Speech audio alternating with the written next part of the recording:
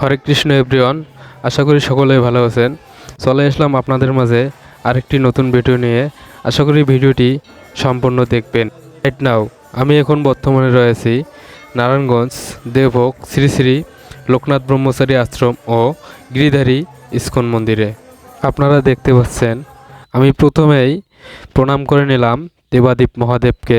শিবের ভক্তি সবার জীবনে আনে উজ্জ্বলতা, প্রত্যেকের জীবনে আনে শান্তি। হৃদয় থেকে মহেশ্বরের নাম নেলে সেই ভক্ত পাবে অবশ্যই পরমেশ্বর মহাদেবের আশীর্বাদ। নারায়ণগঞ্জের দেবভোগ লোকনাথ আশ্রম ও ইস্কন মন্দির এক আধ্যাত্মিক মিলনক্ষেত্র। নারায়ণগঞ্জের বাংলাদেশের একটি প্রাচীন ও ঐতিহ্যবাহী শহর। এই শহরের বুকে লুকিয়ে আছে বহু আধ্যাত্মিক ও সাংস্কৃতিক ঐতিহ্য। দেবভোগ লোকনাথ আশ্রম ও ইস্কন মন্দির তেমনই তিনটি উল্লেখযোগ্য স্থান যা নারায়ণগঞ্জের আধ্যাত্মিক ও সাংস্কৃতিক জীবনকে সমৃদ্ধ করেছে।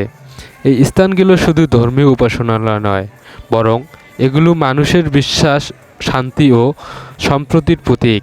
চলুন আমরা এখন জেনে নেই এই মন্দিরটি কোথায় অবস্থিত রয়েছে। দেবভোগ লোকনাথ আশ্রম ও ইস্কন মন্দির নারায়ণগঞ্জের আধ্যাত্মিক ও সাংস্কৃতিক জীবনে বিশেষ ভূমিকা রাখে। এই স্থানগুলো বিভিন্ন ধর্মের মানুষের মধ্যে মিলন ও সম্প্রীতির সেতু তৈরি করেছে। দেবভোগ নারায়ণগঞ্জ শহরের একটি প্রাচীন এলাকা।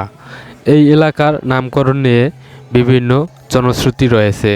কারো মতে এখানে পূর্বে দেবদেবীর পূজা হতো, তাই এর নাম দেবভোগ। আবার কারো মতে এই এলাকায় মাটি খুবই উর্বর ছিল, তাই এখানে প্রচুর শস্য উৎপন্ন হতো, যা দেবতাদের ভোগে লাগতো, তাই এর নাম দেবভোগ। দেবভোগের অন্যতম প্রধান আকর্ষণ হল অন্যতম জনপ্রিয় মন্দির ইস্কন, আন্তর্জাতিক কৃষ্ণ ভাবনামৃত সংঘ, একটি বৈষ্ণব ধর্মীয় সংগঠন যা সারা বিশ্বের কৃষ্ণ চেতনার প্রচার করে। এই মন্দিরটি ইস্কনের আদর্শ ও সংস্কৃতিকে তুলে ধরে। ইস্কন মন্দিরে প্রধান আকর্ষণ হল শ্রীকৃষ্ণের সুন্দর মূর্তি।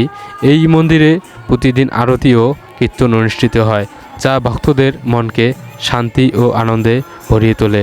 মন্দিরের প্রাঙ্গণে একটি বিশাল হল রয়েছে, যেখানে ধর্মীয় আলোচনা ও সাংস্কৃতিক অনুষ্ঠানের আয়োজন করা হয়। ইস্কন মন্দিরটি শুধু ধর্মীয় স্থান নয়, বরং এটি একটি সাংস্কৃতিক কেন্দ্রও বটে। এখানে বিভিন্ন সামাজিক ও সাংস্কৃতিক কর্মকাণ্ড পরিচালিত হয়, যা স্থানীয় সম্প্রদায়ের মধ্যে ঐক্য ও সম্প্রীতির গড়ে তোলে সাহায্য করে। আর আমি উপস্থিত হয়েছিলাম দীপদান প্রদীপ প্রজ্বলন অনুষ্ঠানে, যা কল্পনার বাইরে ছিল। আমি কখনো ভাবতে পারিনি যে আমি এখানে আসব।